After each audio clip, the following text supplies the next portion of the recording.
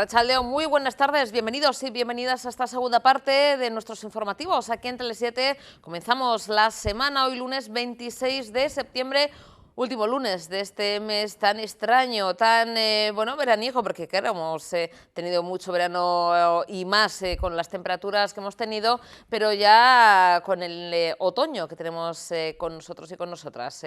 Queremos que nos acompañen, además de, por supuesto, el tiempo, que ya saben que se lo hemos dado en la primera parte, pero con mucha información y muchos titulares, muchas imágenes que nos dejan o que nos, recordamos del fin de semana y también, por supuesto, toda la actualidad de la jornada de hoy. Como por ejemplo, como todos los lunes, ya lo saben que les ofrecemos esa tabla, esos datos que se refrescan semanalmente, los datos de la pandemia, de la COVID-19, como decimos, son datos de esta última semana aquí en Euskadi y bueno, pues hay que decir que se incrementan o suben a 11 los fallecidos por COVID-19 en Euskadi en esta última semana, desde la última vez que les dimos el lunes pasado los datos, y los hospitalizados, personas hospitalizadas por COVID-19, alcanzan los 114. Se incrementan esos nuevos casos semanales también en un importante tasa, en un 7,2%, la tasa de positivos sube hasta el 7,2% y bueno, pues son 11, como decimos, las personas fallecidas por COVID-19, tres personas más que en la anterior semana, que hablamos también de estos datos. También, como decimos, la cifra de personas hospitalizadas se ha incrementado en 2 pacientes, hasta los 114, y de esas personas 5 pacientes permanecen en la UCI, en la unidad de cuidados intensivos. Según los datos del último boletín sobre la situación de la epidemia de la COVID-19 que nos llegan, esos datos facilitados por el Departamento de Salud del Gobierno vasco, corresponde a esta semana, llega hasta hoy, 26 de septiembre, y se han registrado, como decimos, más de 880 nuevos positivos, 103 más que en los 7 días anteriores, y también la tasa de casos en relación a las pruebas diagnósticas practicadas también se ha incrementado. La población mayor de 60 años, que concentra más de la mitad de las pruebas efectuadas, los nuevos positivos alcanzan a los 600 casos, más de 100 que la semana anterior, con esa tasa de incidencia acumulada por más de 160 por cada 100.000 habitantes en los últimos, eso sí, 14 días, como han visto antes. Estamos viendo también los datos en cuanto a comunidades autónomas, dentro de Euskadi, Araba, Vizcaya y Guipúzcoa. Siempre esto es algo que yo creo que casi desde el principio Vizcaya a la cabeza de ese número de nuevos positivos de la última semana, en cuanto el resto, ¿no? Por supuesto, de provincias. Araba siempre ha estado un poquito a la cola, y Guipúzcoa también hay detrás de Vizcaya, dentro de la comunidad autónoma vasca, dentro de esas provincias vascas. Tenemos también, en cuanto a municipios que están fuera de la zona roja, de la zona de peligro, pero que se van registrando esos también positivos, que se van registrando en este caso en la última semana. Tenemos a la cabeza a la capital vizcaína, a Bilbao, sigue Baracaldo, no se han registrado ningún caso en Sestao, en Portugalete 2, Santurce tampoco ningún caso, Zapargano, Ortuella, Abanto. Ahí estamos viendo esa tabla que, como decimos, es de esta última semana. Les hablábamos de los últimos datos el lunes pasado. Cada semana se refrescan estos datos de la COVID-19 que nos llegan desde el Departamento de Salud del Gobierno vasco, y nosotros les dejamos unos segunditos con esta tabla y continuamos enseguida.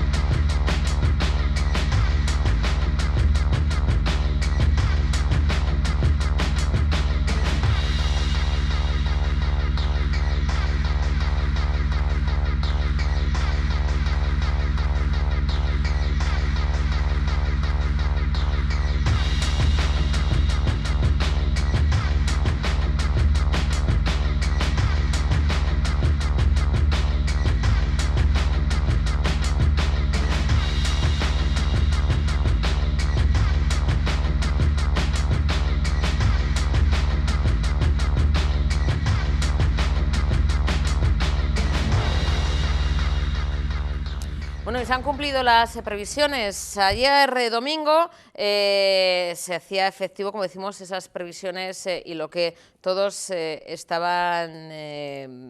bueno, pues estábamos temiendo, la victoria de la ultraderecha en Italia. Giorgia Meloni se ha impuesto en las urnas en el país vecino, en Italia, justo además cuando se cumplen 100 años de la marcha sobre Roma de Benito Mussolini y sus camisas negras. El apoyo del PP, Forza Italia de Silvio Berlusconi, que es referente del Partido Popular Europeo en Italia, en coalición con Lega de Matteo Salvini, han sido claves también para la victoria de Meloni. La primera mujer, por cierto, creo que comentaban en ostentar la presidencia en Italia. Un auténtico mare magnum de reacciones. Por supuesto, algo que también ha tenido que ver en esta victoria, ¿no?, según los expertos, es la poca participación del pueblo italiano. Ha sido, la verdad es que muy baja la participación, han ido pocas personas a votar en las urnas, ha habido mucha abstención y eso quizá, con otras cosas, ha hecho que gane la ultraderecha en Italia. La Comisión Europea mantiene prudencia públicamente, como es menester en un proceso electoral legal en un Estado miembro de la Unión Europea. Si hay reacciones por parte de otros partidos políticos, de otras formaciones políticas, pero antes de escuchar, por ejemplo, lo más cercano, por ejemplo, en este caso, la portavoz del Partido Socialista, que sí que se pronuncia, vamos a recordar, porque es así, ¿no? Dirán, bueno, ¿quién es Giorgia Meloni, ¿no?, la vencedora de las elecciones en Italia ayer domingo? ¿Cuál es su perfil, no? Porque, puede decir ultraderecha, pero ¿qué piensa? ¿Qué dice? ¿Quién la apoya? Bueno, pues en concreto vamos a recordar un mitin en el que estuvo aquí en el Estado español apoyando a Vox, que por cierto la han felicitado desde el partido de Santiago Abascal, él a la cabeza, y estuvo apoyando a Vox en un mitin en octubre del año pasado, justo hace un año. Luego hay otras declaraciones también en este verano, o sea, recientes. Pero bueno, para que ustedes hagan una idea un poquito del ideario que en un principio, mantiene, no sé si luego, se mantendrá o hará un giro o cambiará o se moderará, pero bueno, estas son en un resumen, porque claro, el mitin y las palabras de la señora Meloni son amplias, o sea, en este mitin es bastante largo, esta participación, el mitin, perdón, de Vox, pero hemos hecho un resumen para que, más o menos hagan una idea por dónde van los tiros. Yo estoy orgullosa de ser una patriota italiana europea, pero esto no me impide criticar a la actual Unión Europea, que es una caricatura de la civilización europea, con su necesidad de eliminar las diferencias, de imponer directivas absurdas sobre los aspectos más específicos de nuestra vida, decirnos cómo tenemos que educar a nuestros hijos, afectar a la producción de nuestra excelencia. No lo dirán los burócratas de Bruselas si podemos comer nuestro parmesano o vuestra pata negra.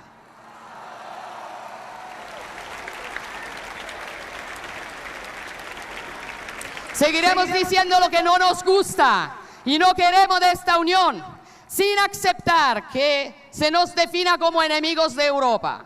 Seguiremos diciendo, por ejemplo, que es necesario un enfoque más pragmático y menos ideológico para la transición ecológica.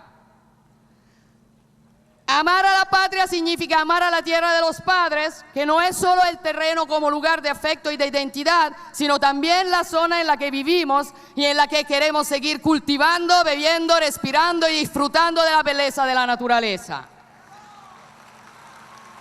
Garantías que no nos darán en absoluto ni Greta Thunberg ni los grupos de presión multinacionales,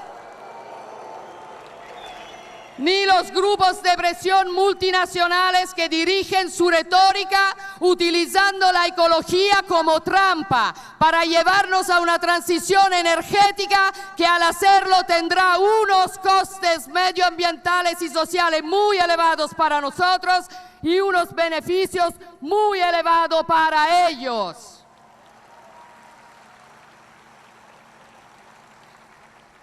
Nos dará manos y pies a China, que nos vendrá electricidad producida por centrales eléctricas de carbón, mientras cientos de miles de empresas europeas se retirarán del mercado y millones de trabajadores pondrán en peligro su puesto de trabajo.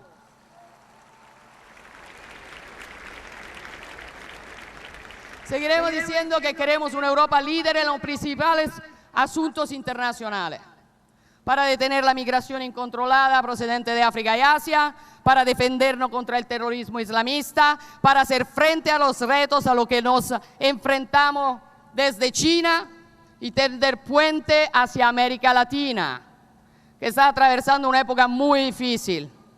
Y quiero agradecer públicamente a Santiago por su deseo de promover la Carta de Madrid, que he firmado firmemente, porque es un manifiesto de valores extraordinarios a unar fuerzas y ayudar a nuestros hermanos latinoamericanos a liberarse del juego de los gobiernos socialcomunistas que están debilitando a sus pueblos.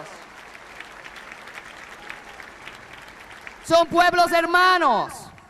En sus venas corre una enorme cantidad de sangre española e italiana. Necesitamos ayudarlos y apoyarlos hasta que se derrote a los tiranos, a los narcotraficantes se encuentren en la prisión y hasta que la libertad y la democracia regresen. Y queremos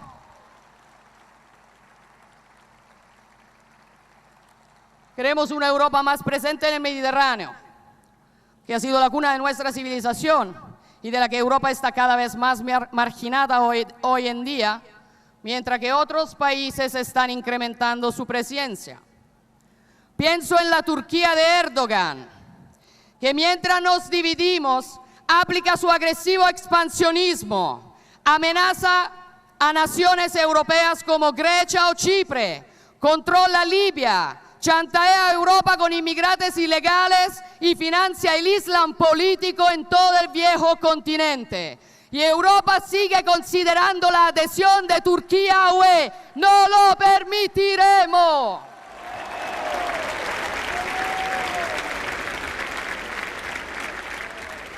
Ay, mis amigos, otra Europa posible.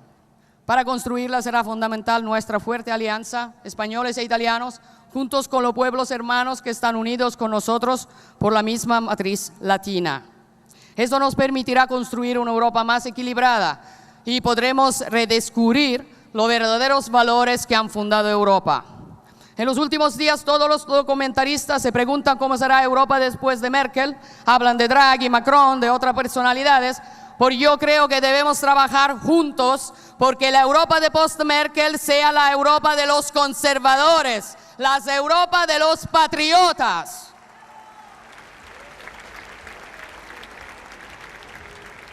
Y sí estoy convencida de que se necesita España para revivir Europa. Hoy estoy feliz porque sé que aquí hay la mejor parte de España, hecha por personas honestas y orgullosas que reivindican un destino a la altura de su propia historia.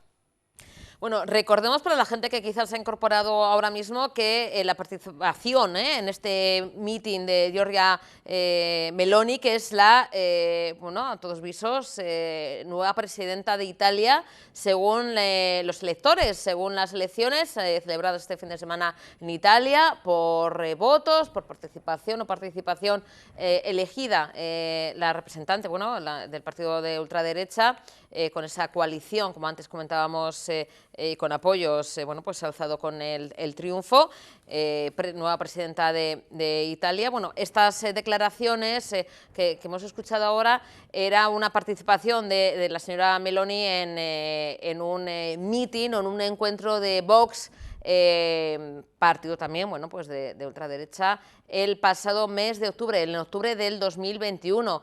Pero es que el diario es el mismo, o sea, hemos recuperado estas imágenes y estas declaraciones porque, bueno, pues además se entiende bien, hablan castellano, porque, bueno, pues no es cuestión de ponernos ahora a hablar italiano, con todos los respetos del pueblo italiano, pero no nos ha dado tiempo.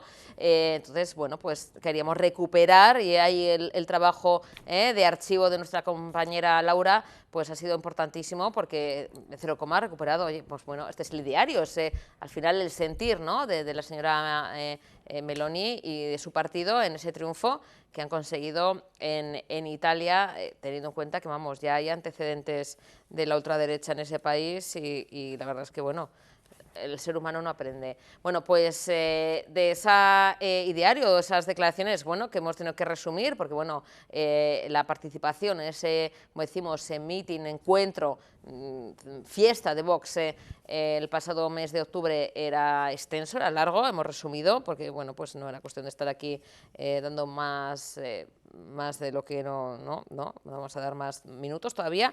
Bueno, pues a la reacción, ¿no?, que, bueno, se va sucediendo poco a poco, son muchas, a través de redes sociales y demás, de los diferentes partidos políticos. La Comisión Europea, como hemos dicho, bueno, pues se mantiene un poquito cauta, porque ha sido elegida la señora Meloni en unos comicios legales en un país democrático como es Italia. Entonces, bueno, pues no ha entrado a valorar a través de Twitter si hay reacciones. Vox evidentemente ha apoyado y se ha ya celebrado la victoria de Meloni, pero sí que hemos tenido en comparecencia pública, bueno, pues en rueda de prensa, para hablar de otros temas. En este caso, escuchamos las palabras de la ministra de Hacienda y portavoz del Gobierno socialista, María Jesús Montero, que afirma que Europa tiene que mirar con alerta la victoria de Meloni, cuyo partido va contra la construcción europea.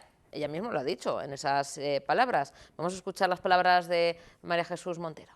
Creo que, por supuesto, todos tenemos que mirar con alerta y con preocupación los resultados electorales en Italia. Me refiero al conjunto de la construcción europea, porque esta formación política, esta expresión política, va contra la construcción europea. Y hasta la fecha, yo creo que todos somos muy conscientes de que la unidad en el marco de Europa, la posibilidad de disfrutar de un proyecto común, a pesar de las diferencias de cada Estado miembro, nos ha permitido, por ejemplo, superar la enfermedad. Sin compra centralizada de vacunas, no hubiéramos tenido acceso a esta tecnología por parte de cada país individualmente.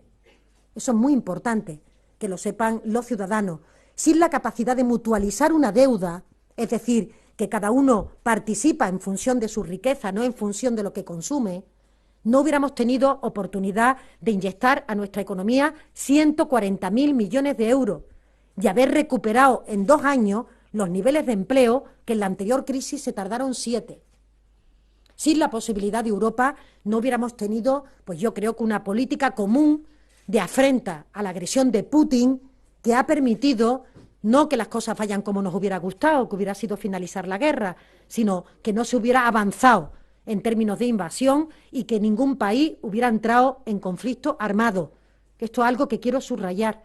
Las sanciones económicas son, afortunadamente, el sustitutorio a entrar en un conflicto armado, que estamos viviendo una guerra, con toda la crudeza que ello implica. Por eso, claro que sí, que asistimos con preocupación a los resultados de Italia. Espero que las políticas que practica este Gobierno sean el antídoto frente a los populismos que emergen del desapego de los ciudadanos y, por tanto, seguiremos trabajando en esa dirección. Y lo vuelvo a reiterar, que el partido, que es la garantía de los derechos de las mujeres y que es la garantía del avance de las personas trans o del colectivo LGTBI, tienen la misma sigla, se llama Partido Socialista Obrero Español. Y, por tanto, eso es lo que le quiero decir, más allá de que, evidentemente, cualquier legislación que sale del Congreso de los Diputados, tenemos que entender todo que en su trámite recibe enriquecimiento.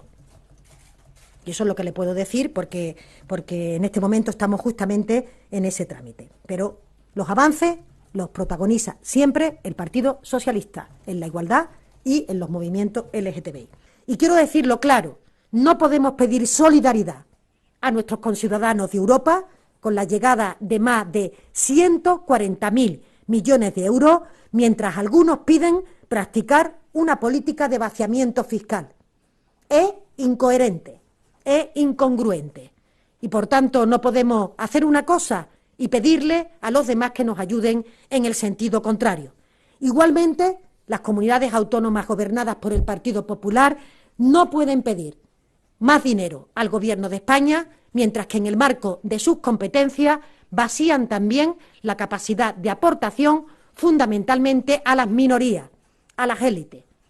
No puede ser una cosa y la contraria. Hay que ser coherente cuando se gobierna y no utilizar la fiscalidad para hacer de ella populismo, que lo único que hace es alejar a los ciudadanos de la política, hacer desarraigo de la intervención de los poderes públicos, imprescindible para equilibrar los desequilibrios inherentes a cualquier sociedad, mucho más en momentos de crisis, y por tanto afectar al dinamismo económico y también a la situación de los que menos capacidades tienen.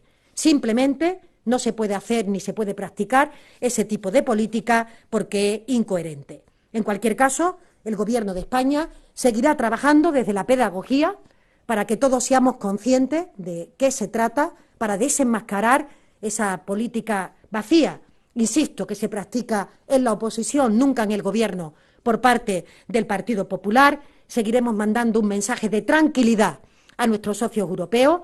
Este país, este Gobierno hará lo que le corresponde hacer, cumplirá con los compromisos que tenía establecidos en su agenda y, por tanto, no practicará una política incoherente ni respecto a la fiscalidad ni respecto a ninguna otra cuestión que pueda ser de interés común, porque lo dicen el FMI, el Banco Central Europeo, el Banco de España, la OCDE.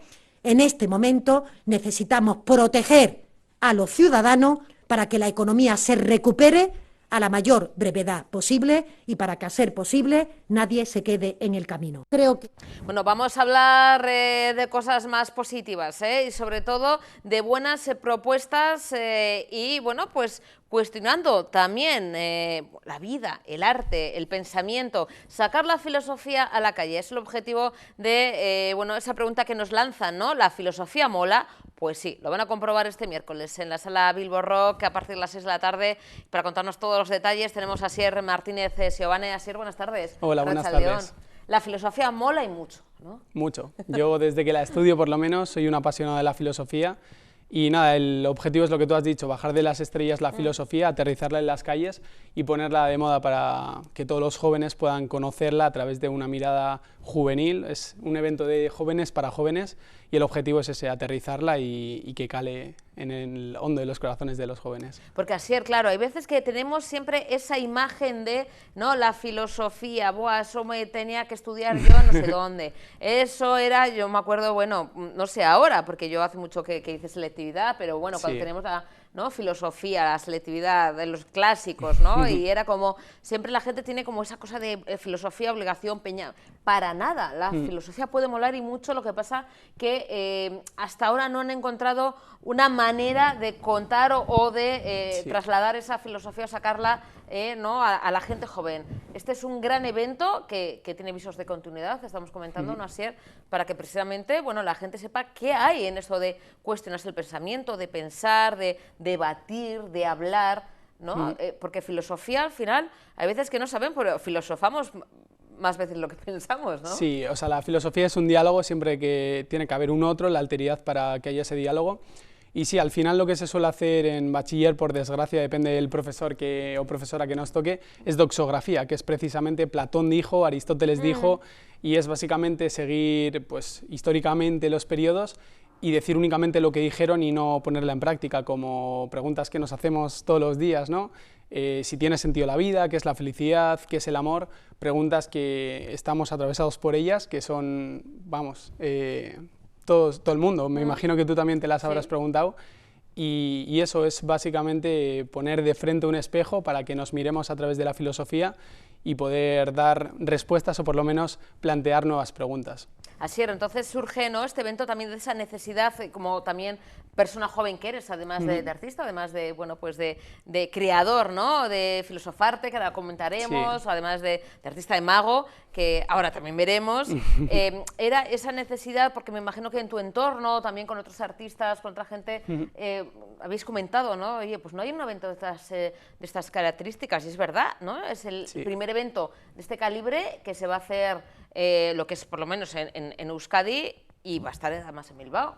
Sí, como primera parada. tenemos que dar gracias al Ayuntamiento de Bilbao y en concreto a Juventud y Tiempo Libre, porque fue una propuesta que les hice y confiaron en mí en primer momento y en el proyecto también.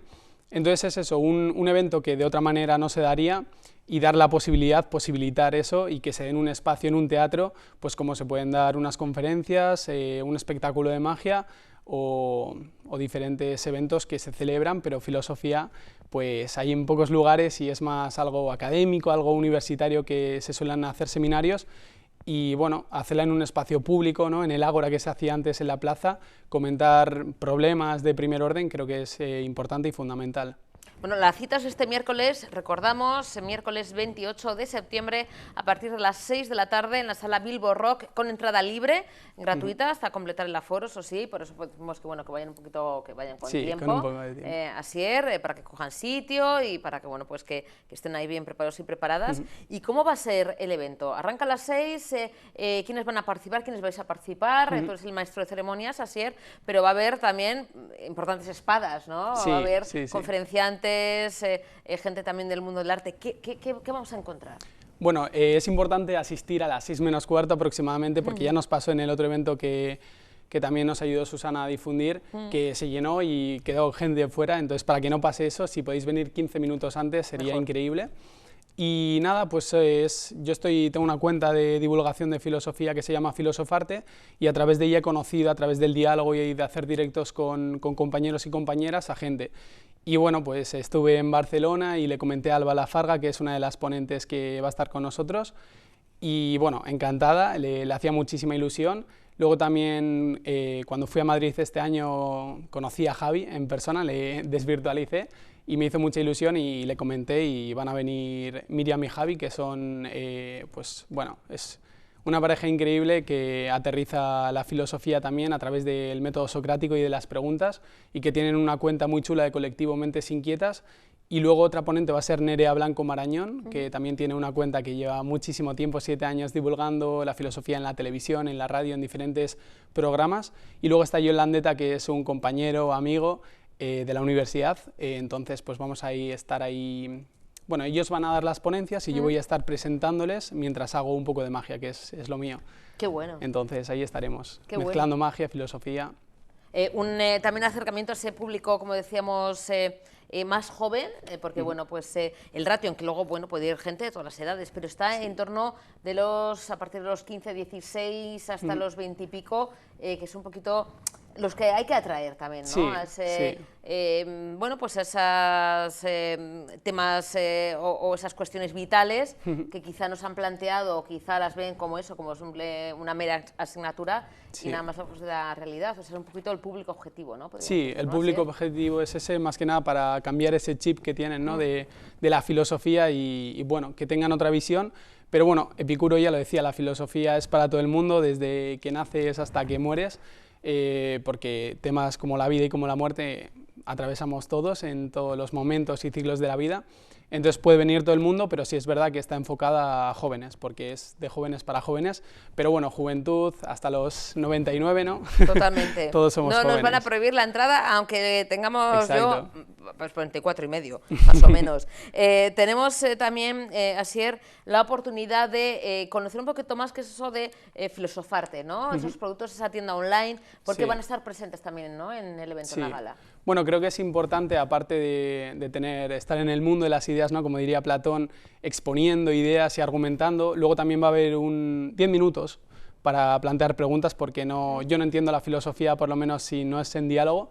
Entonces vais a tener la oportunidad de estar 10 minutos conversando con nosotros, planteando nuevas preguntas, y luego para que tengan algo material, algo que se pueda tocar, algo que se pueda sentir y recordar, no a través únicamente de la memoria, sino también del tacto, pues va a haber productos de la tienda, va a haber pósters, va a haber llaveros, va a haber cosas que no os puedo adelantar porque los ponentes también van a dar regalos y no voy a decir el qué porque es sorpresa, pero bueno, sí va a haber productos de la tienda de Filosofarte.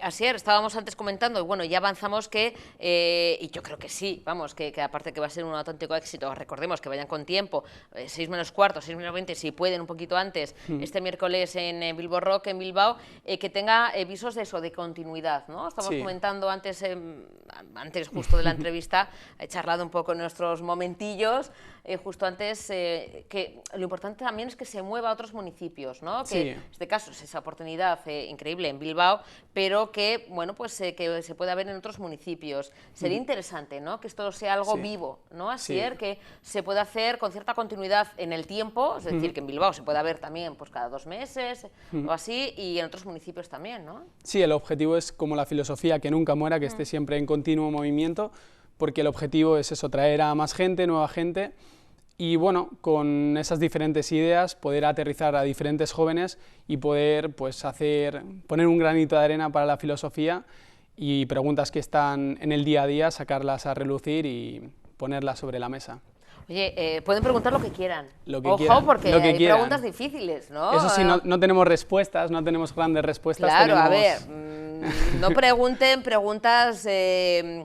yo qué sé, o sea, tiene que ser algo un poco sobre la vida, la filosofía, eso de cómo, yo qué sé, cómo limpio el lavavajillas cuando lo tengo sucio, se me ha atascado. Bueno, no, o sea, son preguntas, todos entendemos, ¿no? Sobre el arte, la cultura, el feminismo, la vida, bueno, que intentaréis acompañar, porque a veces que no todo tiene respuesta para nada, sino, bueno, pues oye, hacer ese debate, abrir ese debate y todos van a poder participar incluso, ¿no? Oye, pues exponer sus vivencias, o sea, que sea algo abierto.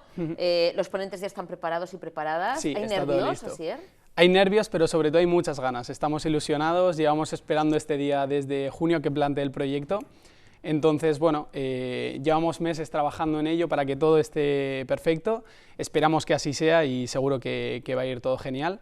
Y sí, estamos nerviosos, pero sobre todo muy ilusionados. Bueno, queda poquito, miércoles en Bilbo Rock, este miércoles, sin ir más lejos, pues decimos antes de las 6 menos 20, 6 menos cuarto, para coger sitio y ver todo ahí mejor en primera fila, porque va a haber mucha magia. Va a haber mucha magia.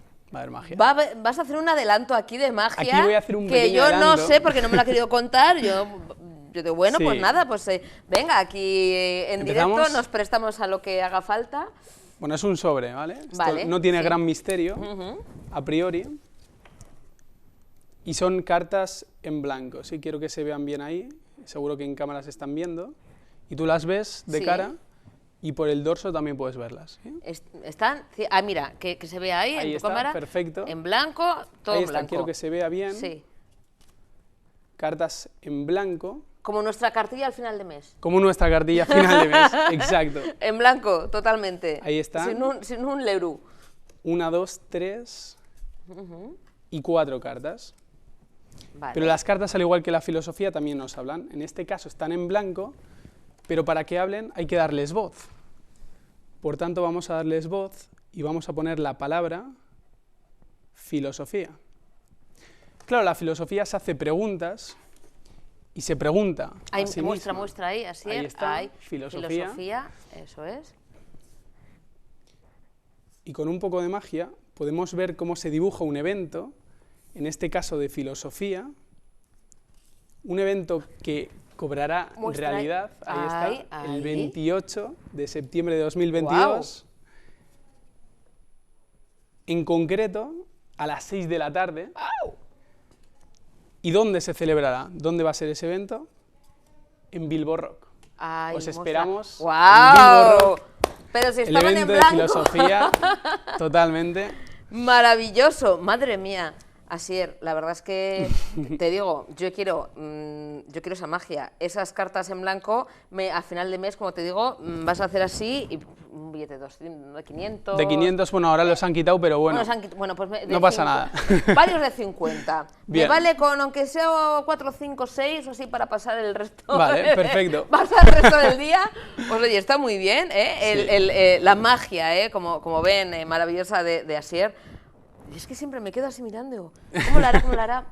No nos lo va a contar nunca en la vida. Es una pregunta filosófica esa. Ni bajo tortura lo harás, ¿no? No. No. Asier, que la gente vaya, eso sí, como decimos, un poquito antes de las 6, este miércoles en Bilbo Rock. Asier, con más fechas, espero, para contarnos aquí en Tele7, que esto es el inicio, Esto es el inicio. de mucho recorrido, de muchas citas. En Euskadi y, por supuesto, como siempre, encantados de recibirte. Muchísimas gracias. Esas manos maravillosas. ¡Uy! ¡Qué bien! Gracias, Asier. Gracias a ti, Susana. Sorionak. Que nadie se pierda este miércoles en Bilbo Rock. Hacemos una pequeña pausa para la publicidad. Continuamos en cuestión de segundos, como siempre, aquí en Tele7. Continuamos en Tele7 y damos la bienvenida a Tania Bayó. Tania, buenas tardes. Bienvenida. Buenas tardes. Bueno, Buenas tenemos, tardes. no quiero olvidar todo lo que sé, yo creo que un libro que intenta hacer justicia, Tania, cuando no se hace o no lo hacen también los que tienen que hacer. Menos mal que estáis los escritores, escritoras al pie del cañón para mostrarnos o contarnos una historia totalmente ya no olvidada, yo diría casi que borrada o inexistente, porque la historia de las sin sombrero, de estas mujeres intelectuales que huyeron del horror de la guerra, de una guerra civil, que dejaron su patria para, bueno, pues salvar la vida, pero que, bueno, buscaban una oportunidad y casi con la idea de volver, pero que no conocemos muchos datos de estas mujeres, periodistas, maestras, escritoras, poetas, científicas, que, bueno, pues marcharon al exilio, pero que poco se sabe de ellas. ¿Qué fue de ellas? Si volvieron, no volvieron, si murieron en el exilio, si consiguieron eso, regresar, por qué huyeron, cómo fue esa represión, ¿no? Y porque tuvieron que dejar su hogar. Todo esto, Tania, en el papel de la mujer, que pocas veces ha contado, porque quizá hemos escuchado más o hemos leído novelas o historias de esos niños, ¿no? Que tuvieron que cruzar los Pirineos bueno, pues, para salvar sus vidas, ¿no? Que sus padres les mandaron eso a ese exilio para protegerles, pero de estas mujeres poco se sabe, ¿no, Tania?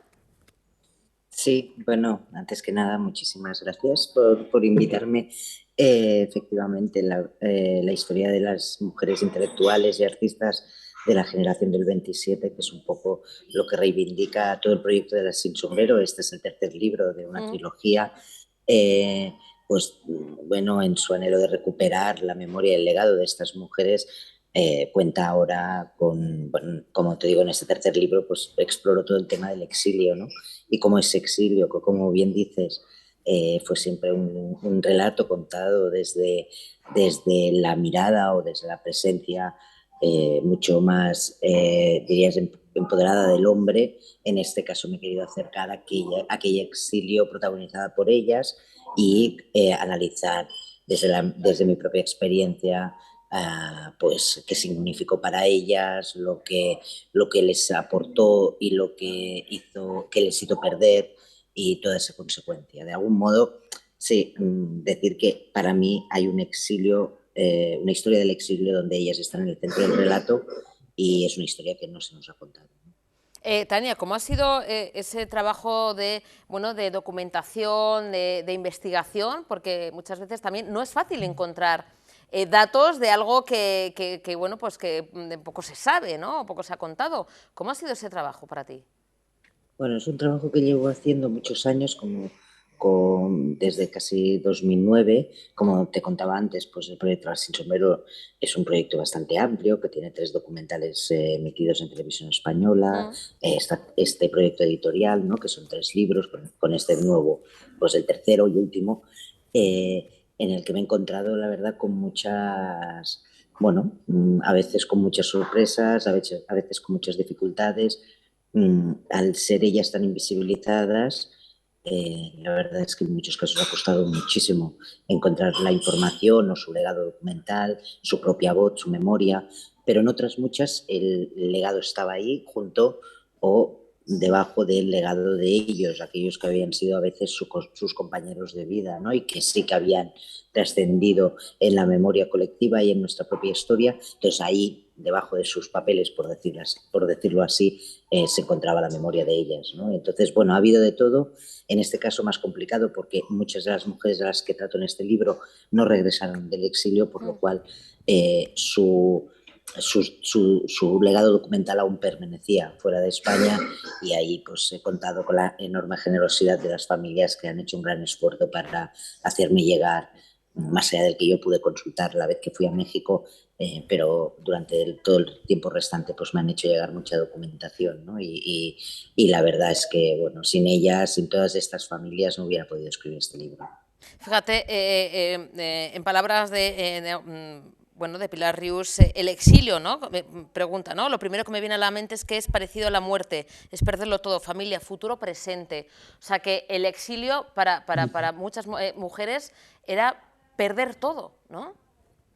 Bueno, el exilio fue muy duro tanto para hombres como para mujeres. Eso es una realidad que como que asumimos y que no blanqueamos, ¿no? En ese sentido. Pero sí que es verdad que en el caso de las mujeres, a diferencia de los hombres, ellas se encontraron con una enorme soledad, que esa soledad se vio muy enfatizada en el momento en que ellas empiezan a tener descendencia, ¿no? ¿Por qué? Porque lo que pierden sobre todo y lo que se encuentra en el exilio es, diríamos, la falta de red familiar que les pudiera ayudar en esas maternidades, ¿no? Maternidades que siempre ellas habían imaginado como parte de su vida, por descontado, pero en combinación a una dedicación profesional y una dedicación creativa a su sueño de ser o escritoras o artistas. Cuando están en el exilio y abordan esa posibilidad, se encuentran que el hecho de no tener red familiar que les pueda ayudar a gestionar, ¿no? o a conciliar esa realidad, y además con la enorme necesidad de salir a la calle a trabajar para la supervivencia económica del núcleo familiar, pues acaban, pues como no puede ser de otra manera, sacrificando su parte creativa, su parte como autoras, ¿no? Para poder ser recuperadas en algunos casos muchísimos años después, ya cuando se termina un poco la responsabilidad de la maternidad, pero para la mayoría de ellas es demasiado tarde. Fíjate, Tania, mujeres empoderadas que tenían, bueno, muchas de ellas su carrera, ¿no? Su profesión, bueno, pues aquí en el Estado español, y tener que dejar todo y caer en ese olvido, ¿no? Eso también para una persona, como comentas, ¿no? Hombre y mujer, es terrible, ¿no? No solamente el abandonar, el exiliarte, el abandonar tu casa, tu país, tu familia, sino también el perder esa identidad, esos logros conseguidos con tanto esfuerzo, y más si cabe en la época en la que estamos hablando, y tener que rehacerte de nuevo, reinventarte de nuevo, ¿no? Para muchas de ellas.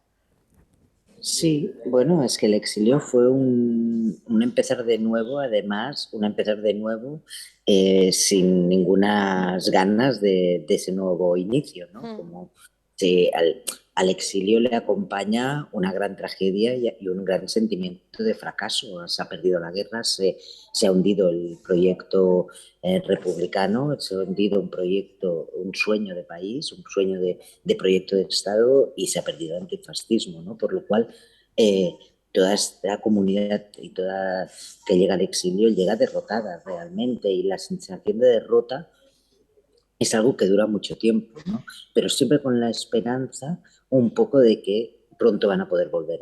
A mediados de los años 50 es cuando se dan cuenta de que el franquismo ha llegado para quedarse y que no va a ser pronta el regreso a casa, ¿no? Y ahí es cuando empiezan a entender que tienen que iniciar de nuevo una nueva vida, asumiendo que ese va a ser seguramente su lugar de residencia el resto de su vida.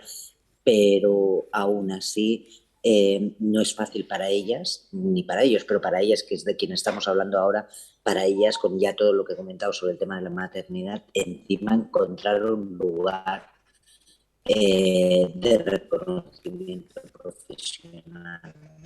Sí, ya había sido difícil en España, pero de alguna manera ahora es volver de nuevo a luchar. En un lugar, además, no olvidemos, donde habían otras mujeres mexicanas, argentinas, que también estaban luchando por cierto reconocimiento en la esfera cultural de su propio país, en el cual, pues bueno, no era aún más difícil encontrar un espacio para esas mujeres de una comunidad como era la comunidad de refugiadas y refugiados españoles, ¿no? Entonces, para ellas fue muy complicado, para ellas fue realmente traumático y bueno, aunque la gran mayoría acabó asumiendo esa vida y acabó integrándose y teniendo hijos que han hecho vida en México, en Argentina, siempre yo tengo la sensación que a todas ellas les acompañó siempre una enorme tristeza, ¿no? Una enorme sensación de estar viviendo una vida que no les pertenecía. Tania, ¿y cuáles son ahora mismo tus sensaciones después de terminar, culminar ya este proyecto? Bueno, aún no le puedo decir que no lo he terminado del todo porque sí, ahora he publicado el libro, sí, he terminado mi proyecto editorial con esta publicación, pero ahora justo el 19 de octubre inauguró la exposición de la Sin Sombrero en Madrid, en Fernán Gómez, entonces ahí sí que con la inauguración de la exposición creo que sí que doy por terminada este proyecto que, como te he dicho al principio, pues llevo casi 13 años y en el que han sucedido cosas maravillosas y en el que he podido trabajar, hacer documentales, libros, proyectos educativos, etcétera, etcétera, y creo que con la inauguración de la exposición, pues bueno, ya todos aquellos sueños o todas aquellas acciones que en ese lejano 2009 pensé que tenía que hacer con el fin de llevar a cabo este proyecto transversal, ¿no? Pues con la exposición ya tengo el enorme privilegio de poder decir que los he cumplido, todas las acciones, y así que sí, que ya estoy al final. Bueno, una parte de tu vida importante dedicada a este proyecto, como comentas, transversal, de la Sin Sombrero. Yo no sé si, Tania, después de todo, ya la inauguración de la exposición, ya con este tercer libro ya publicado, ¿estás pensando en otro proyecto o toca un poco descansar, limpiar un poco la cabeza o estás ya con algo por ahí pululando que nos puedas así adelantar? Bueno, que pueda adelantar no, pero que está pululando sí, claro. Pero bueno, sí, no, descansa.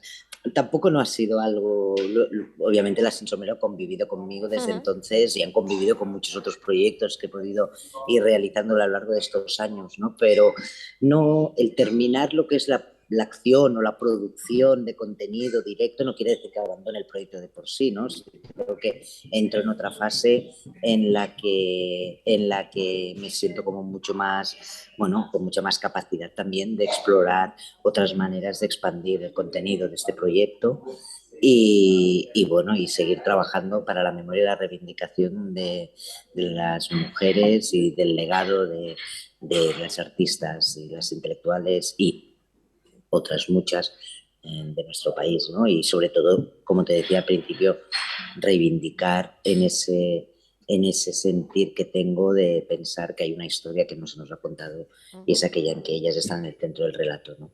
Pues nos gustaría, no sé si a ver si llega este mensaje a las autoridades pertinentes, que bueno, que esa exposición que se inaugura en Madrid el próximo mes, a ver si llega también aquí un poquito cerquita, o sea, es decir, porque, oye, bueno, pues podemos dar un salto a Madrid, pero ojalá sea posibilidad de que sea una exposición itinerante y que pueda llegar también a nuestro territorio, a Euskadi, donde también hemos tenido ejemplos de muchas mujeres también fuertes que han también marchado y dejado su vida atrás, pero bueno, que le han dado todo y que incluso, bueno, pues como decimos, tenemos muchos nombres importantes, como La Pasionaria, por ejemplo.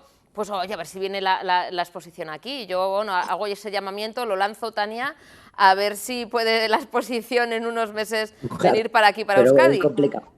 Sí, no, y además tenéis Sin Sombrero aquí importantes, ¿no? Por María Dolores Arana, es que justo de ella hablo en este último libro, ¿no? Es una poeta maravillosa la que se tiene que reivindicar, que es de origen vasco, ¿no? Y bueno, después hay cántabras, hay navarras, obviamente, ¿no? Hay mucho del norte, pero sí, tenéis, la verdad, una buena cosecha de mujeres a quien reivindicar, pero también es verdad que tenéis mucho trabajo hecho, ¿eh? Aquí...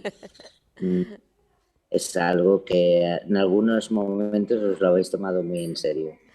Tania, como siempre es un placer, la verdad es que charlar contigo, sé que me imagino que tendrás más entrevistas y más compromisos, agradecerte que hayas hecho un huequito, unos minutos importantes para nosotros, bueno, pues el que hayas sacado un huequito, como decimos, y cuídate mucho. Espero que dentro de poco pues, te puedas acercar aquí, hacer una visitita también a Euskadi y oye, darnos un abrazote, que la verdad es que siempre nos gusta. Un besito, Tania. Gracias. Gracias. Gracias. Chao, chao. Cuídate. Gracias.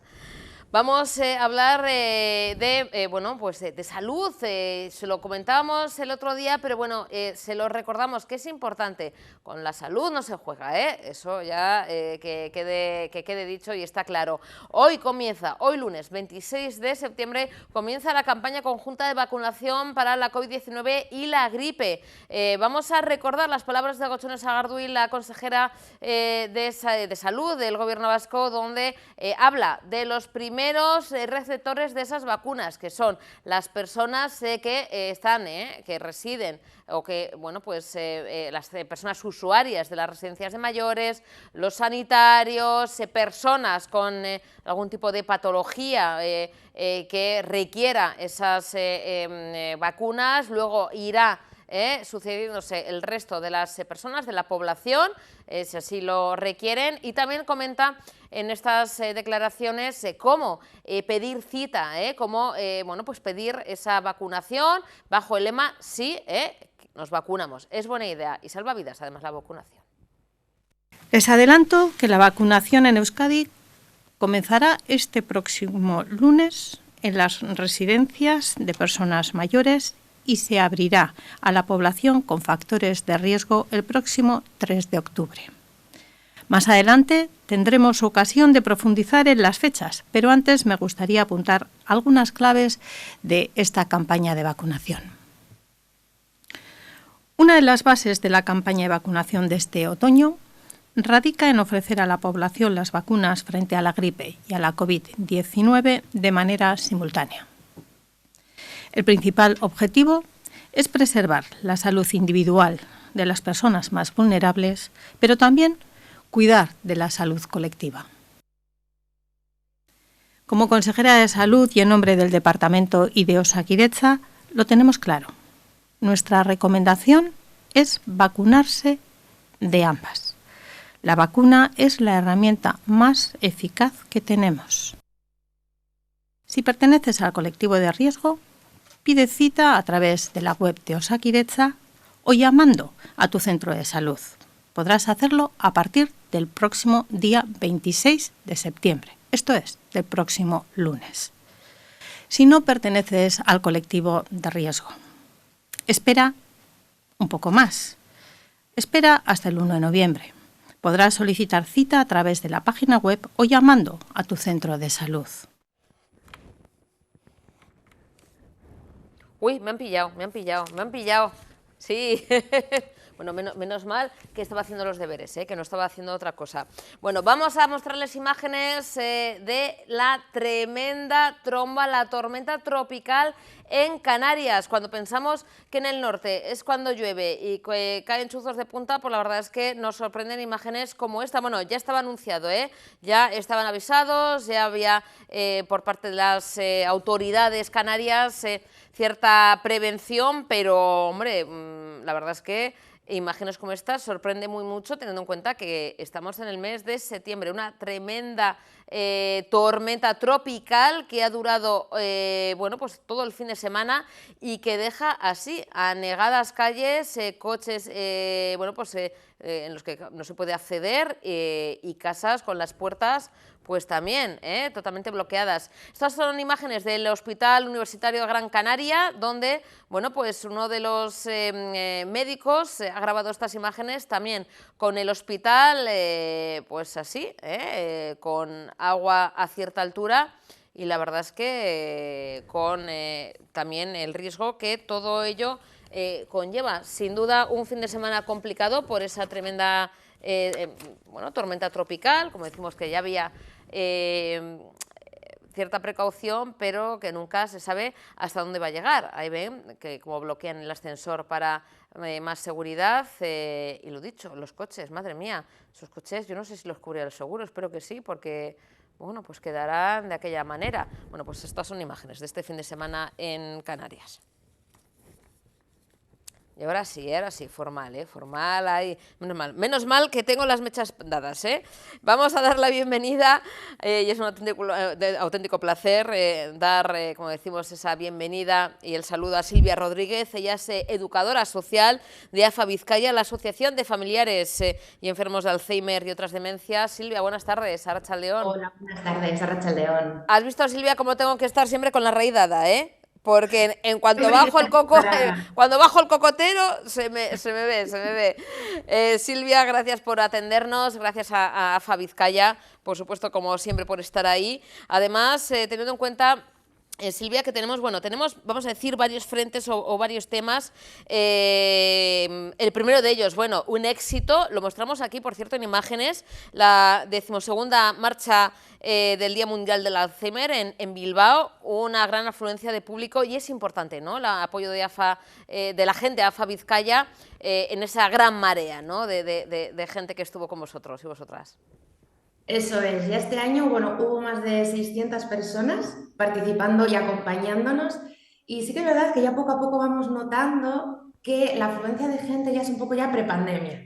Ya vamos teniendo un poquito ese miedo a juntarnos, y la verdad que estuvimos muy bien acompañados y, como bien dices tú, muy necesario. Al final, la comprensión de la sociedad en este tipo de enfermedades, como con muchas otras, es muy necesaria. También, Silvia, con un objetivo claro, y eso es algo que no solamente el Día Mundial del Alzheimer, que fue, como decimos, fue la marcha el pasado domingo, si no me equivoco, Silvia, fue el jueves en concreto el Día Mundial. ¿No? El 21 de septiembre. 21 de septiembre, perdón, fue el miércoles, el Día Mundial del Alzheimer, que también lo comentamos aquí, también pusimos un vídeo, pero Silvia, todos los días son días para reivindicar y luchar y recordar lo importante que es la investigación. Silvia, en eso estáis en AFA Vizcaya para conseguir que se siga investigando, porque es más, los datos, Silvia, son un tanto preocupantes. Se registra un aumento importante en los casos de Alzheimer en Euskadi, más de la mitad además en Vizcaya, y lo hemos comentado creo que en otras veces, en otras ocasiones, Silvia, cada vez afecta a gente más joven. Eso es. A ver, es muy importante la investigación, y desde la asociación el lema de este año es la investigación en el itinerario de la demencia, y queremos reivindicar la importancia que tiene cualquier tipo de investigación, no solamente la biomédica, que en este caso pues es un poco como la que más conocemos, tema vacuna prevención, sino también la investigación social, tipo de apoyo que tienen los familiares, cómo se siente la soledad, apoyo no solamente lo que es en la red social, sino qué tipo de recursos tienen. Y lo que tú comentabas de que cada vez es más joven, no es que haya cada vez personas más jóvenes, sino que estamos consiguiendo un diagnóstico cada vez más temprano. Y el diagnóstico precoz es fundamental para un buen tratamiento. Vamos a decir las cosas como son, y además yo lo he dicho aquí en infinidad de ocasiones, yo tengo a mi mamá con Alzheimer, y bueno, pues ese diagnóstico precoz, aunque ya tiene una edad, pero bueno, ese tratamiento es importante. La cura no existe a día de hoy, Silvia, pero sí ciertos fármacos, ciertos tratamientos que pueden mejorar su calidad de vida, retrasar un poquito los efectos más negativos o esa gran pérdida de memoria y otras cosas que conlleva el Alzheimer. Y Silvia, ese diagnóstico es fundamental para coger un poquito a tiempo y poder actuar a tiempo, es decir, fármacos que existen a día de hoy, que se van mejorando y que van avanzando, y también, bueno, pues el ir acompañando a la familia, ir hablando también con el paciente, familiares y demás, en ese apoyo psicológico. Como comenta Silvia, no es que, es verdad, no es que haya pacientes más jóvenes, sino que ese diagnóstico va avanzando y se va adelantando. Esto es importante, ¿no?, para todo esto que decimos, para actuar cuanto antes. Eso es, y sobre todo para ponerle nombre, porque uno de los hándicaps que nos encontramos es el estigma social, el estigma que parte incluso de la propia familia. Cuesta mucho aceptar esta enfermedad, Y muchas veces las propias personas enfermas, ellos son conscientes de que algo les está pasando. Y ponerle nombre a eso que les está pasando es muy importante para ellos. Y lo que tú decías, hay tratamientos farmacológicos y tratamientos no farmacológicos, como pueden ser las terapias cognitivas que, por ejemplo, nosotros llevamos a cabo. Entonces, por muy jóvenes que sean, es muy importante cuando notamos algo raro, pérdidas de memoria del día a día, que se vuelven más apáticos, es importante acudir al médico. Silvia, ¿cómo es vuestro día a día? Porque trabajáis 365 días al año, aunque a veces decimos, ¿no? Solo hablamos de cuando es el día de, no, ya ven que el 21 de septiembre ha pasado, aquí lo recordamos también, lo comentamos, hablamos también de esa marcha, que mostramos imágenes, pero hoy un 26 de septiembre también hablamos de Alzheimer, también hablamos de la importancia de la investigación y de los tratamientos y demás. Silvia, ¿cómo es vuestro día a día? ¿Cómo está ahora mismo ese momento post-pandemia? ¿Cómo está volviendo poco a poco la normalidad? Una pandemia a nivel mundial no nos ha ayudado a nadie, pero asociaciones como AFA Vizcaya tampoco, ¿no? Ni mucho menos. Nosotros incluso durante la pandemia estuvimos trabajando con las familias, con las personas con demencia, pero sí que es verdad que el hecho de... En esta enfermedad la comprensión es de una de las cosas que se ve afectada. Claro, ¿cómo explicas a una persona que tiene Alzheimer lo que estaba pasando en el mundo? Claro. Se junta que también son personas mayores.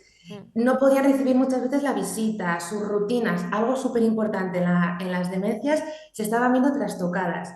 Entonces, bueno, nosotros sí que es verdad que aunque intentamos mantener el máximo contacto posible, lógicamente no era como el vernos día a día. Sí que es verdad que ya poco a poco estamos ya volviendo a la normalidad.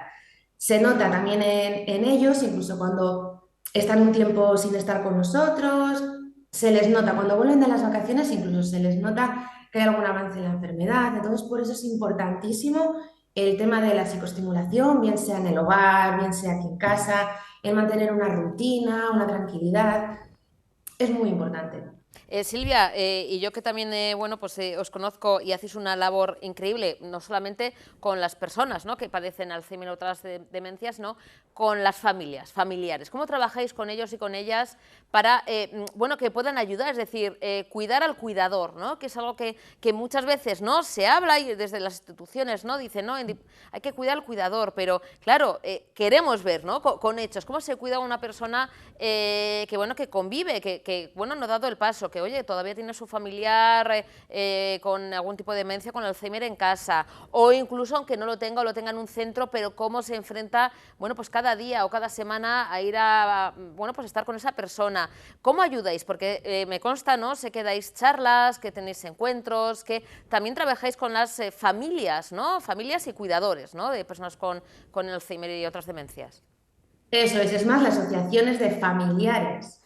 ¿Vale? Porque como bien es la enfermedad del olvido, nosotros luchamos para que dentro de la sociedad no se caigan en el olvido, porque muchas veces son personas mayores, les cuesta salir de casa. Entonces para las familias lo que tenemos son varias actividades. Primero, tienen que dejarse ayudar, porque todavía es como que lo llevan muy dentro del no, yo lo cuido y yo estoy bien. Si yo mientras le cuido, si yo voy bien. Y luego ya cuando vamos un poco indagando, no se está tan bien. Entonces, pues tenemos grupos de apoyo para las familias, que los lleva una psicóloga. Muy importante los grupos de apoyo, porque no solamente es la propia profesional la que va explicando desde la visión, me repito, profesional, sino que también es las propias familias las que dicen, mira, pues a mí en tu situación me sirvió esto. Esa comparativa social, el no sentirnos solos o solas, es muy importante. Porque sí que es verdad que aunque en la sociedad está muy aceptada y muy oída la palabra Alzheimer, las demencias, en sí las consecuencias que conlleva no son tan conocidas. Silvia, tenéis mucho trabajo por delante, muchas ganas de que se siga investigando y que se consiga también, porque muchas veces hablamos, ¿no?, financiación, importante, que no caiga en el olvido el tema de la financiación, de que hay asociaciones como AFA Vizcaya, que hay personas enfermas de Alzheimer, de demencia, que esto no solamente es una cuestión de edad, como hemos dicho, hay esos diagnósticos que nos demuestran que hay gente con 40 y tantos años que, se le diagnostica algún tipo de problema o Alzheimer precoz, ¿no? No son la mayoría, pero sí que hay algún caso, y sobre todo eso, investigación, trabajo y esfuerzo por parte de todos y todas para mejorar esa calidad de vida también de nuestros seres queridos, ¿no? Que al final son nuestros y que queremos cuidarles de la mejor manera posible. Así que, Silvia, investigación, que nos ayuden también por parte de las instituciones y toda la gente en lo que podamos ayudaros, porque, bueno, pues no sé, además de la marcha del otro día, ¿cómo pueden también colaborar con AFA Vizcaya? Pues se pueden asociar a la asociación y luego acompañarnos en todos los actos que hagamos, porque al final se necesita que sea visible. Que sin enfermos, sin familias afectadas, no hay enfermedad. Entonces es imposible que digamos, estamos aquí, necesitamos de la colaboración, eso, como tú has dicho, de las instituciones, de la investigación y también de la sociedad. Pues Silvia, nos volveremos a ver y a escuchar. Espero que dentro de poquito seguiremos en contacto. Gracias, como siempre, por este ratito y nada, mucho ánimo. Nos vamos a apoyar mutuamente siempre. Un besín. Vale, gracias. Gracias, Silvia. Un placer, como siempre. Vamos a seguir viendo algunas de las imágenes del fin de semana, como por ejemplo, bueno, pues el Zinemaldi, ¿no? En Donosti. En este caso la película Tori et Tokita, Premio Agenda 2030 de Euskadi Basque Country del Gobierno vasco. El galardón ha sido entregado a los hermanos Jean-Pierre y Luc Dardenne y a la actriz Yolei Mambú en el marco del Zinemaldia, que se ha clausurado ya este fin de semana. El lehendakari Iñigo Urkullu ha asegurado además que el cine es capaz de detectar, reflejar y acompañar las transformaciones del mundo y de ese modo las potencia. La película, como decimos, Tori et Tokita, es una película belga y ha recibido este premio Agenda 2030 Euskadi Basque Country, promovido por el Ejecutivo Vasco, para reconocer el film que dentro de la programación oficial del Zinemaldia mejor refleje los valores de la sostenibilidad y solidaridad como emblemas principales de los Objetivos de Desarrollo Sostenible que impulsa Naciones Unidas. El secretario general de Transición Social y Agenda 2030, Jonan Fernández, también presente, y el director del Zinemaldia, José Luis Rebordinos, han sido también los encargados de entregar este galardón, como decimos, a los hermanos belgas y a la actriz Joel Mambú en este acto celebrado ayer tarde en Donosti, presidido por el lehendakari, por cierto, como hemos dicho, Iñigo Urkullu. Vamos a escuchar las palabras del lehendakari, donde precisamente refleja la importancia del cine, de este arte para, bueno, pues transformar y sobre todo mejorar el mundo. Creo que el cine no necesariamente ha de anticipar los cambios. Ahora bien, el cine sí es capaz de detectar, reflejar y acompañar las transformaciones del mundo y de ese modo las impulsa. Algo parecido cabe esperar en torno a los valores de sostenibilidad y de la solidaridad. El mundo no tiene futuro si sostenibilidad y solidaridad no se ponen en el centro de todo lo que debamos hacer en todos los ámbitos sociales, económicos, industriales o energéticos, también culturales. Estamos empezando este cambio. La Agenda 2030 y los Objetivos de Desarrollo Sostenible son una gran ayuda. Con este premio esperamos resaltar aquellas películas que mejor detectan, reflejan y acompañan la necesidad y la oportunidad de la sostenibilidad y de la solidaridad. Las 5 películas seleccionadas hacen una contribución cualitativa en este sentido. Nos acompañan en este camino.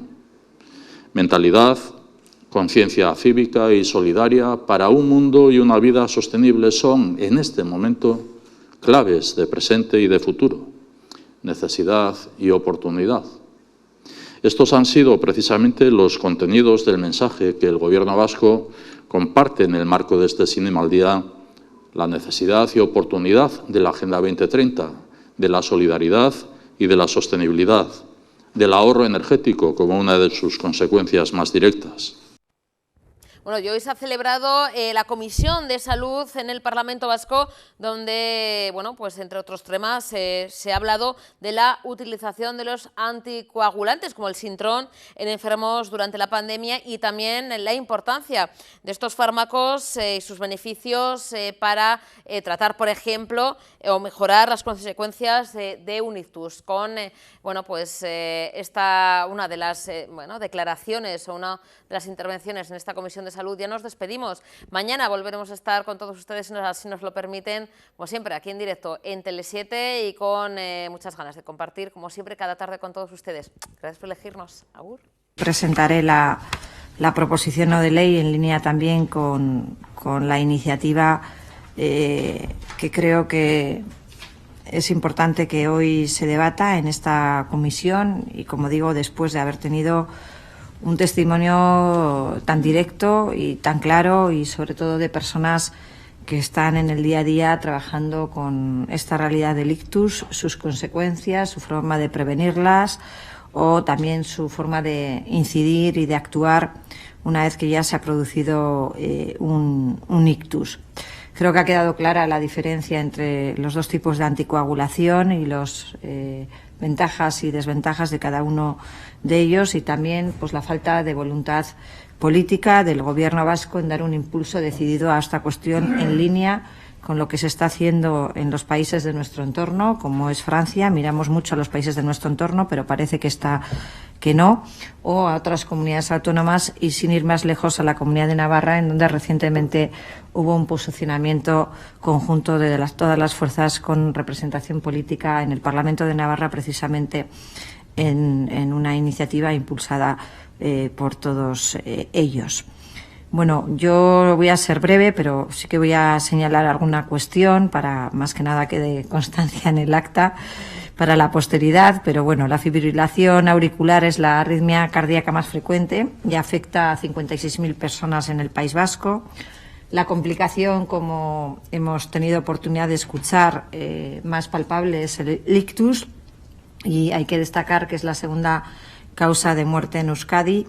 Y los ictus secundarios a fibrilación auricular son los más graves y son los que tienen una mortalidad dentro del grupo de los ictus.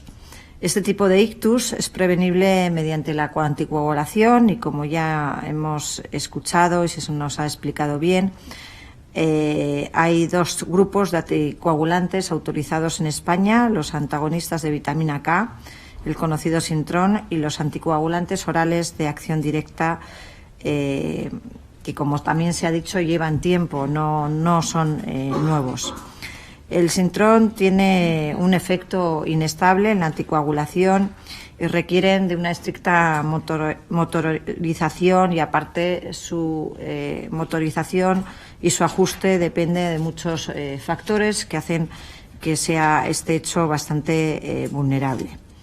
Según estudios realizados por la propia Sociedad Española de Neurología, un 40% de las personas que están anticoaguladas con Sintron están mal anticoaguladas en el País Vasco.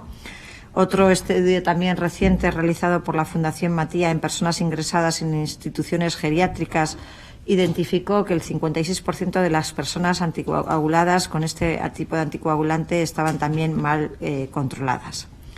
También se nos ha dicho aquí que los pacientes que padecen este tipo de arritmia, la fibrilación auricular, tienen hasta 5 veces más riesgo de presentar este tipo de ictus, y el impacto que supone ello no solo en el ámbito sanitario, sino en el ámbito social, y que el 71% de las personas que sufren un ictus van a tener un menoscabo importante en su calidad de vida. Digo esto para ponernos en situación y que no estamos hablando de cualquier cosa. Por otra parte, los anticoagulantes de acción directa tienen un efecto más estable en la anticoagulación, no requieren controles periódicos y no se ajusta la dosis, como pasó en la época de la pandemia, que fueron los que se prescribieron para evitar el control en los centros de salud en un momento en el que no se podían realizar desplazamientos, y que esto ha redundó en beneficio de estos pacientes. Pero los medicamentos de este grupo han demostrado que reducen significativamente los ictus y las hemorragias intracraneales en comparación con los anticoagulantes de acción directa, tanto como se ha puesto de manifiesto en estudios de investigación como en estudios de la vida real. Los anticoagulantes de acción directa tienen menos interacciones con otros medicamentos y otros alimentos, lo cual esto es de bastante importancia, ya que estas personas, las personas con fibrilación auricular, son personas mayores, con más de una enfermedad y en muchos casos están polimedicados. También han resultado ser más efectivos y también en relación al coste-efectividad también creo que es un dato positivo que tenemos que poner encima de la mesa, sobre todo teniendo en cuenta que el 40% de los pacientes no están bien anticoagulados, que están anticoagulados con Sintrom, y las consecuencias que esto puede tener en la futura salud y en la salud de estas personas. Como también ha quedado claro, las sociedades científicas europeas y españolas recomiendan el uso de los anticoagulantes de acción directa como primera opción para la anticoagulación de pacientes con fibrilación auricular y reservan los otros anticoagulantes para los casos en los que los primeros no estuvieran, mejor dicho, contraindicado o se hubiera presentado por parte de los pacientes algún tipo de efecto adverso. En España el uso de los anticoagulantes de acción directa no se acorde a las recomendaciones de las sociedades científicas y son varias también las barreras que impiden el uso adecuado de estos medicamentos, como se ha puesto encima de la mesa.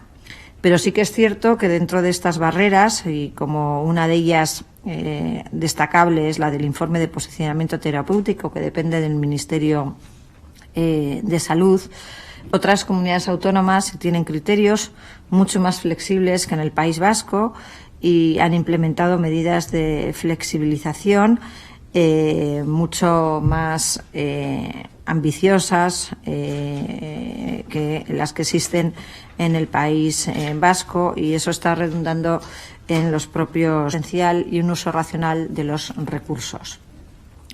Por otra parte, en un segundo punto, hablamos de flexibilizar el inicio del tratamiento anticoagulante oral con este tipo de anticoagulantes de acción directa en los pacientes que presenten un riesgo de padecer un ictus y o sangrado mayor y o tuvieran bajas posibilidades de lograr un adecuado control de anticoagulación con el Sintrom.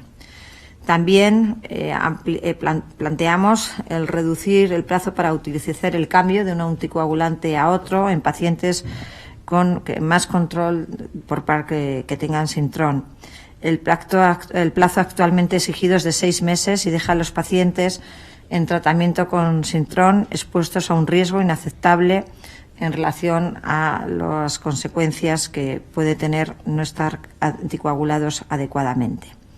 También apelamos en un cuarto punto, instamos al Gobierno vasco a simplificar el visado de inspección que actualmente requieren los anticoagulantes de acción directa y pasar a un visado automático con revisión posterior, lo cual le otorgaría mayor autonomía de decisión al médico y permitiría que las decisiones se tomen en conjunto con el paciente. Y finalmente, instamos al Gobierno vasco a establecer un sistema de alerta al médico para poder identificar tempranamente los pacientes mal anticoagulados y tomar las medidas de cambio de tratamiento más adecuadas. Creemos que son puntos que tienen su lógica, que van en la línea con las guías de práctica clínica, con las recomendaciones de las sociedades científicas, con los propios expertos que hoy han comparecido hoy en esta comisión, y espero que al margen de las enmiendas ya presentadas pues pueda tener un respaldo esta iniciativa, y sobre todo ya no por la iniciativa en sí, sino porque creo que es un momento en el que tenemos que demostrar ambición, en un momento en que además pues hay desigualdades con otras comunidades autónomas. Estamos en situación de desventaja los ciudadanos vascos en esta materia, en la anticoagulación y el poder prescribir, no ya solo prescribir, sino dispensar, porque prescribir se prescriben los anticoagulantes de acción directa que tantos beneficios, como se ha visto hoy aquí, tienen para los ciudadanos en las consecuencias que un ictus puede tener en sus vidas.